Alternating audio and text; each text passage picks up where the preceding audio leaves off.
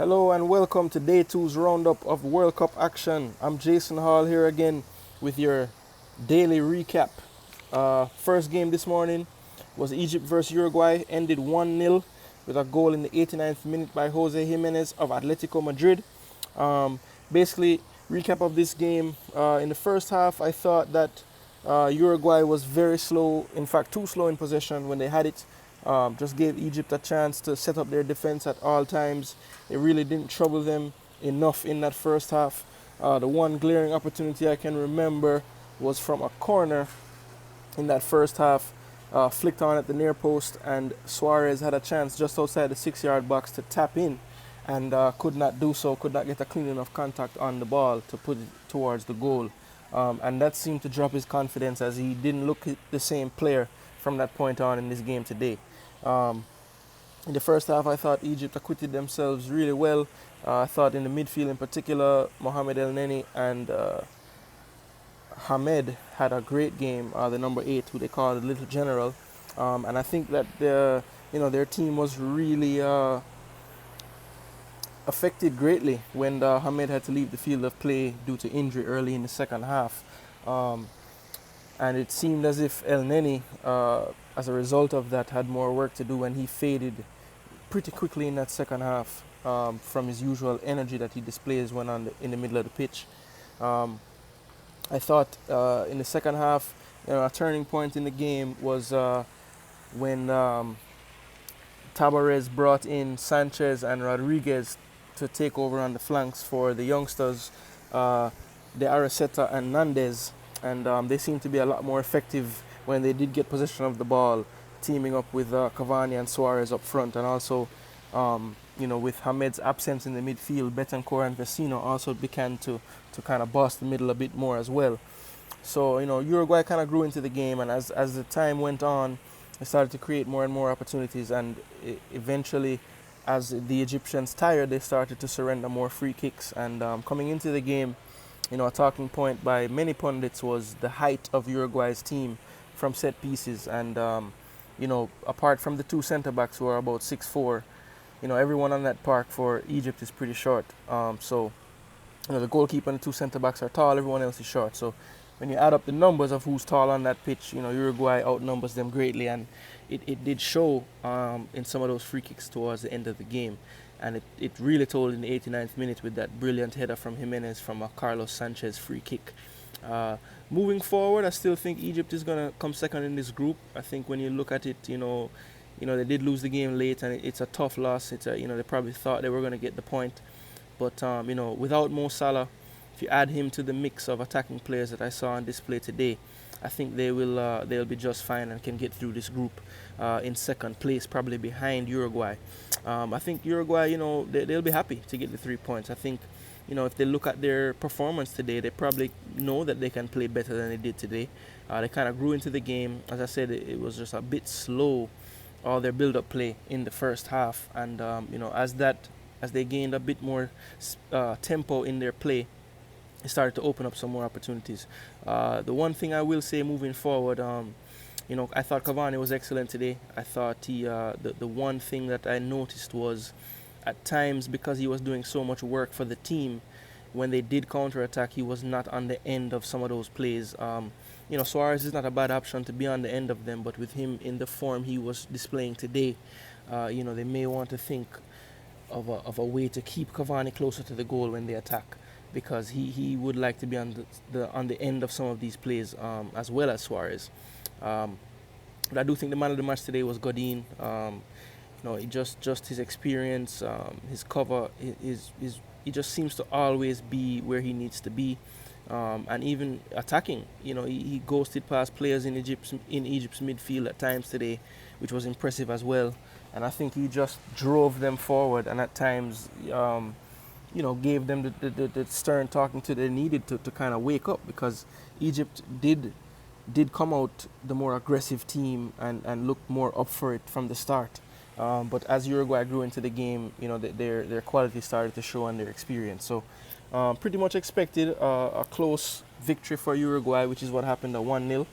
So they go into the next round of games, feeling good about themselves. They got the 3 points. they'll get to I believe they play Saudi Arabia next, so they should be able to get another 3 points there and hopefully get Suarez some form with a couple goals against the Saudis. In the second game of the day, it was Morocco versus Iran, another tight affair with a late goal giving the win to Iran. In the 95th minute, it was an own goal from Bouhadouz. Second half substitute, hard luck on him. But similar to the first game, it just seemed as if as Morocco got more tired, they started to foul more and foul in dangerous areas. And, you're just asking for trouble when you do that towards the end of a game. So they got that foul in the 95th minute, a nice ball whipped in from the left, and trying to cut it out at the near post, just had his angles a bit wrong and redirected it into his own goal. For me, key players in this game today, Achraf Hakimi, the youngster who plies his trade for Real Madrid. Probably in years to come, we'll be looking to push Marcelo for a place regularly. He's a right back by trade, but can play either right or left back, and played left back today for Morocco and played extremely well, I thought. Was pretty much spent most of his time in Iran's half, and wasn't caught out, not too many times that I can remember. Another player that impressed me was Harit, attacking player. I believe he's number 18 for Morocco. Also looked pretty accomplished on the ball. Looked to have some good technique and some good touches up there. I think, like much of the Moroccan team, he faded in the second half as their legs started to go, and I think as the game got disjointed with some fouls, and I think it played more into Iran's hands when the game started to become a start and stop affair with a lot of fouls. So for me, the key players for Iran today was Jahanbach. I think I said it a little better than yesterday. Didn't really get a chance to score a goal today, but you could see when he linked up with the other player that I'll mention, Azmoun, up front, they look to be a threat on the counter. So, moving forward, they have the big stalwarts to play, Portugal and Spain, and they can expect to have 10 men behind the ball, and they will pose somewhat of a threat on the counter with those two players that I named. I think that they couldn't nick a result against one of those teams if they don't take the game as seriously as they should. But moving forward, I still believe that Portugal and Spain will get through this group. Iran, though, got the 3 points today. And moving on to the Battle of Iberia, the big one, the big game of the day, the big game. Some say the big game of the first round altogether. Portugal versus Spain. Now this one did not disappoint. We ended up with a 3-3 thriller. I had predicted a 2-2 draw. I believe my words were a high-scoring draw, so I'll give myself the point for that. It was a 3-3. I thought in the first half, just recapping the whole first half, obviously Ronaldo got the penalty in the 4th minute, put it away. I thought from that point, Spain really started to grow into the game. Portugal, pretty much conceded that they can have possession. And then once they got to a certain point on the pitch, they pressed and tried to get the ball from them. It was a good tactic employed by the Portuguese coach, pretty similar to what they did in most of the European championships, just very compact. William Carvalho, Moutinho cutting out things in front of their defense, having good cover in front of Pepe and Fonte, who aren't the youngest guys, but very experienced, can read the game well. And I think somewhat overlooked on this team are their wingbacks, Rafael Guerreiro and Cedric, very athletic players. Guerreiro in particular can play a brilliant cross and pick a long ball very well. And Cedric, Premier League player, pretty much started every game, I think, for Southampton that he was fit. Just a hard-nosed defender for a small guy. So they have a good unit back there in defense. Rui Patricio doesn't get talked about as a great goalkeeper. He's probably not a great goalkeeper, but he's not going to lose you the game either. So, they just have good, solid players around the back. And of course, up front, who they have. Mr. Cristiano Ronaldo, CR7, did not disappoint today. As I said, with the penalty in the 4th minute, Spain started to get into the game a bit more. One of the things that I noticed when I saw the starting lineup was that Nacho was starting. He gave away a penalty in the first 10 minutes. And also, I thought Thiago may get the nod in midfield, But after watching the first 30 minutes of the game, I understood why Koke played with Busquets in midfield. He just provides that cover that is needed. Busquets, obviously, getting up there in age, probably doesn't cover the ground as well as he used to. I think it's good to have someone like Koke who, you know, can still give you attacking threat, but I think his main role that he's morphed into over the years with Atletico Madrid is just a midfield destroyer. I mean, he cuts out passes. Destroyer, not in the typical sense of a tough tackler, but just someone who is going to be in the right position when the other team has the ball. Someone who's going to press, who's going to, make sure that you're not getting through their channels easily. And so I think his inclusion was very important to the way Spain defended Portugal in that first half. Then in the 24th minute, Spain, kind of did something they don't normally do. Busquets picked up a ball after Spain was defending. Was defending a little period of play when Portugal had the ball. He turned, looked up. Costa had Pepe and himself down there in the opponent's attacking third. Busquets played a long pass. He outmuscled Pepe and then maneuvered pretty much in between two defenders to move left, right, left, back to right to create space to take a right foot shot into the low corner to beat Rui Patricio to make it 1-1. And it was pretty much in a nutshell what Diego Costa gives you as a striker. He displayed his power, he displayed his pace, he displayed his technique, and he displayed his eye for goal with a nice acute finish at a tight angle, or at a nice angle into the corner. So it just displayed everything that Diego Costa gives you in one play. And I thought that it was telling that the way they scored that goal was from a long ball, because if you remember yesterday, I said that a key to tomorrow's game would be the ability to make Pepe and Font or whoever else played centre back have to turn and chase, because I think that's their weakness. They want to keep everything in front of you or in front of them, and I think at times the way Spain attacks and plays, it can lend itself to them being drowned out by a team that's bunkered in. So I think Costa starting and them actually playing a ball like that to him, which kind of suits him at times. You have to be able to have him running at the defense or behind the defense from time to time, and I think it was good to see them be able to score a goal in that fashion. Then from that point on in the first half, it seemed as if Spain just pretty much took a hold of the game. Still a nice compact shape from Portugal, and they still were a threat on the counter, but due to some bad decisions in the final third, they didn't really get a chance from any of their counters, but they still looked dangerous on the counter.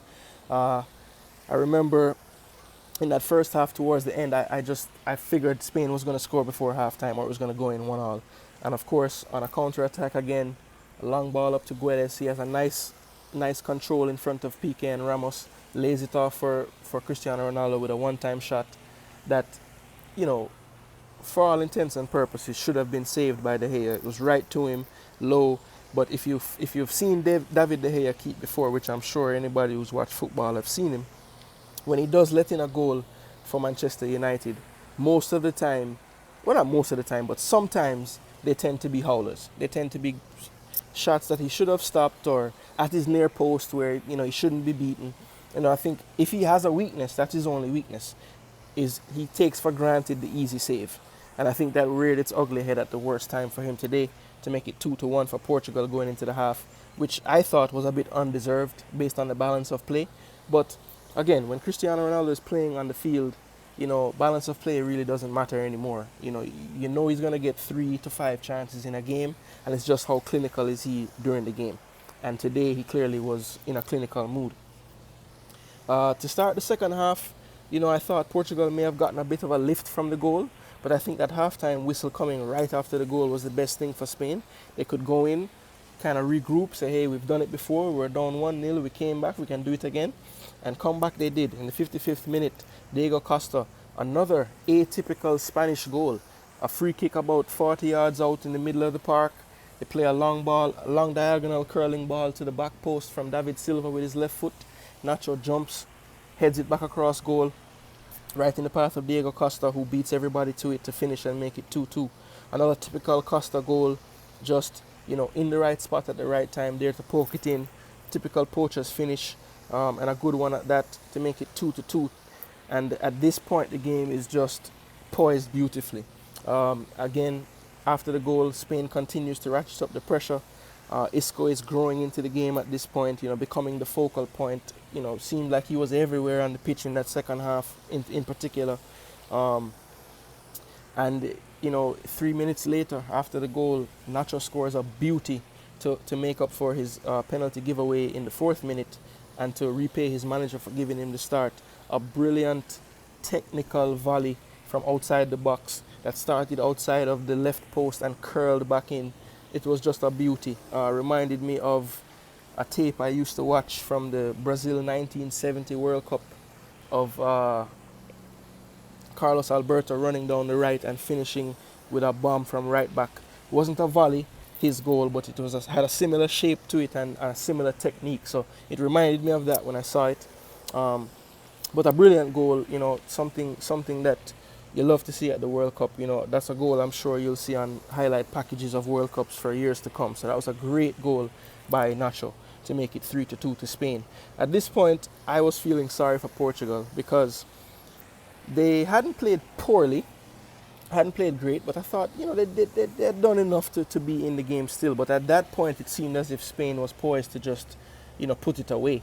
They kept attacking. I thought Isco continued to be a main focal point for their attacks. David Silva as well to a lesser extent. Costa had a brilliant chance after they had scored their 3rd goal to make it the 4th, but he could not get a clean contact with a left-footed after a cutback from Jordi Alba from the left. And at that moment, I remember saying, well, Ronaldo's only had about 3 chances today. He's going to get at least 1 or 2 more. So that may come back to haunt them, that missed chance from Costa. And in the 88th minute, it did just so. Ronaldo received a pass, a somewhat long ball, controlled it at the top of the box, back to goal, made a touch away from goal to elude Gerard Piqué, who stuck a leg out and fouled him. Now, typically, a lot of people may have seen where the free kick was and thought it's a little too close to the goal. But I thought Ronaldo did a brilliant thing taking this free kick. He has a couple of techniques that he uses when he takes his free kick. He has that instep straight on behind the ball shot that kind of causes the ball to knuckle in the air, which I think he more uses when he's a little further away from the goal. Now this one, he had a more vintage inside of the right instep kind of curler, but he had the right amount of curl and power and dip required to beat De Gea. De Gea was beaten all ends up to his left, and it was a beautiful free kick to make it 3-3 in the 88th minute. And to be honest, for the game it was, and the amount of pressure the players were on, I thought it was a good way to end the match with a 3-3, both teams getting a point. I thought Spain probably was the better team overall, which was to be expected, and I thought Portugal, for what they do, they like to play on the counter, they kind of soak up pressure. They pretty much did what they were supposed to do. Apart from a spell in the second half where I thought they were being dominated at times, it was a somewhat even game. I will say Spain played a little better, but I do think that Ronaldo especially deserved to get something out of the game today. He was immense. He definitely won man of the match today. I thought Isco was a close second to him for man of the match, as well as Diego Costa as well. But yeah, Cristiano Ronaldo, what can you say about him? The guy just seems to keep producing. He's getting up in age now, and he's still doing it. I mean, he's 88th minute after running hard for the whole game. He still had enough energy to put that ball into the top corner and secure the point for his team. So just a inspirational performance today from Ronaldo, and I'm sure that one Leo Messi was watching that game today and probably can't wait to hit the pitch tomorrow to have his response. So that's a recap of day 2's action. A great day of football today. Obviously, the pick of the day was the pick of the matches was the Portugal-Spain game, as expected. 3-3 draw, probably one that will go down as one of the best World Cup games in recent memory that I can think of. It had everything in it. Great goals, a couple of mistakes, some tough tackling, but it was a great game, and it's awesome when you build up to a game and it actually comes through and it's actually a great game. That's great. So yeah, that's my recap for day 2. As I said, I'm gonna post a video a bit later of a preview of the 4 matches tomorrow, and look forward to that. But yeah, once again, signing off, Jason Hall, World Cup action.